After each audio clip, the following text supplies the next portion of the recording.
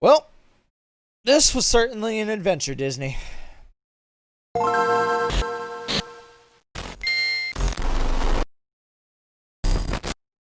Howdy, my fellow gamers, and welcome back to this week's 60-second review. I know normally we do game, movie, but I think for the month of December, I'm really just going to focus on movies while I'm juggling a few other projects. And this week, we will be tackling the 9th film in the Skywalker saga, as originally created by George Lucas, only now owned by Disney, with Lucas lightly helping in this final film. I will say, just straight out, I wish we had gotten Lucas's original version of the 7 through 9 trilogy. Luke was scripted to live until 9, at least. After that, he might have died. And Darth Maul was set to return. So, F's in chat that we didn't get that. The Rise of Skywalker was directed by J.J. Abrams, and it stars Daisy Ridley, Adam Driver, Carrie Fisher, rest in peace, Mark Hamill, and more. But let's go ahead and see if we agree with the 6.6 from IMDb or 51% from Rotten Tomatoes. 5 categories to rate, 60 seconds on the clock, and go. Story. Emperor Palpatine has returned. Yup, the big baddie from Return of the Jedi has returned for damage control. I mean, menacing evil Sith stuff. Honestly, a lot of this movie is just double taking and backtracking and cramming with bad pacing.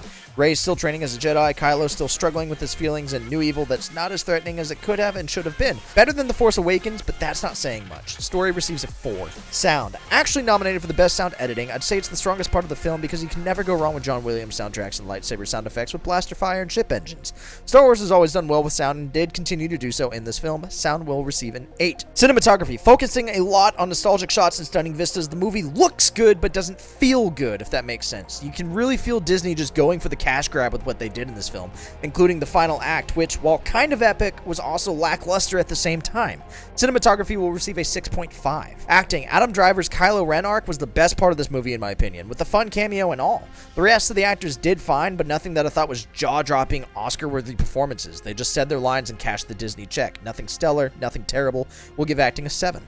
Length. Clocking in at 2 hours 20 minutes when it clearly should have been 2 separate 3-hour movies, the length felt long due to poor pacing and rough transitions. The movie's all over the place and just leaves you disappointed that this is how they're going to end the Skywalker saga. While fan servicey, it was the wrong kind of fan service. Length will receive a 4. And time. Final average score for Star Wars Episode 9, The Rise of Skywalker, is a 5.9. Honestly, guys, this whole new trilogy has just been a disappointment start to finish. There was no plan, no execution, they just winged it. Whereas Lucas had a vision for all 9.